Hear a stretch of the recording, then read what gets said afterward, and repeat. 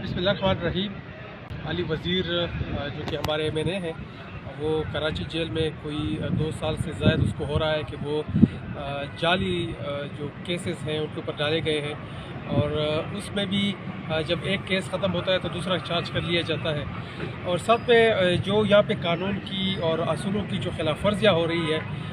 वो इंतहाई शर्मनाक है। अब डेरा इस्माइल ख़ान का एक केस उनके ऊपर चार्ज हुआ है, और उस केस में हमने 28 नवंबर को दरख्वास्त ज़मानत दी थी,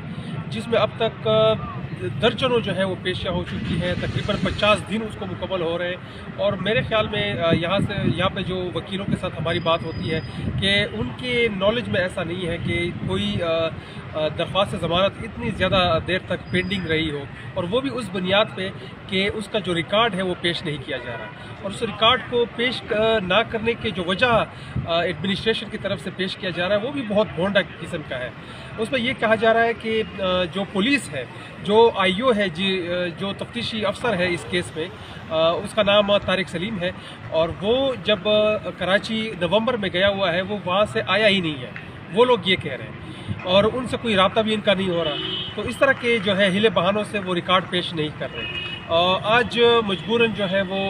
सेशन अदालत ने, एडिशनल सेशन अदालत ने अपने सीनियर को वो जो केस है उसके ऑर्डर जारी कर दिए कि वो उसकी सीनियर अदालत को वापस भेज दिया वो केस। अब जो डिस्ट्रिक्ट सेशन जज है उसके पास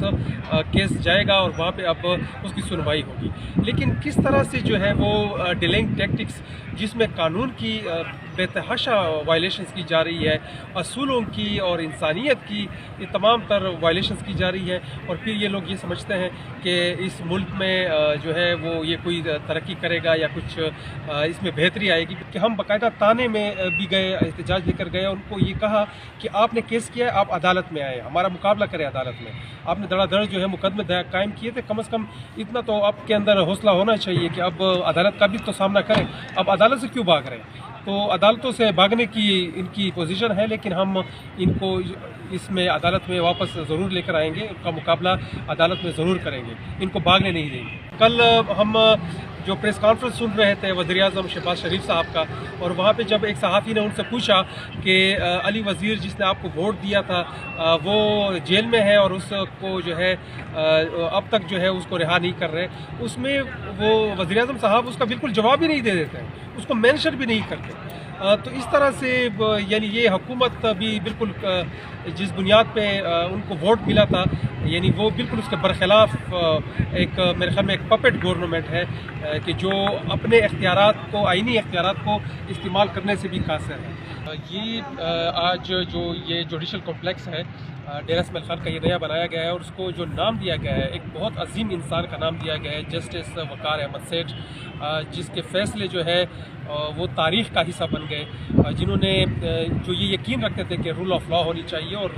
और लॉ के सामने, कानून के सामने सब बराबर होने चाहिए, चाहे वो कोई कमज़ोर बंदा हो या चाहे वो कितना ही ताकतवर क्यों ना हो। उसने बहुत ज़बरदस्त रवायात कायम किए, लेकिन अफसोस की बात यह है कि इस जुडिशल कॉम्प्लेक्स, जिसके नाम के ऊपर ये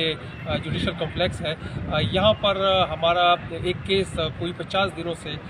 सिर्फ इस बुनियाद पर लटका हुआ है कि पुलिस जो है वो रिकॉर्ड पेश नहीं कर रही, और इस बुनियाद पे वो फैसला नहीं दिया जा रहा। हालांकि अदालत को ये इख्तियार हासिल है कि वो फिर उसके ख़िलाफ़ तादीबी कार्रवाई करती है, और अगर नहीं भी उसके ख़िलाफ़ कार्रवाई करती तो बहरहाल या ज़मानत दे दी जाती है या रिजेक्ट कर ली जाती है। लेकिन यहाँ पर फैसले जो है जिस इंसान के नाम पे ये जुडिशल कॉम्प्लेक्स है, कम से कम अदलिया को चाहिए कि उसका तो थोड़ा लिहाज रखे, और जो फैसले है वो कानून के मुताबिक दे, और कानून के सामने सबको एक बराबर जो है वो रखें, और उस तरह जो है वो फैसले दें।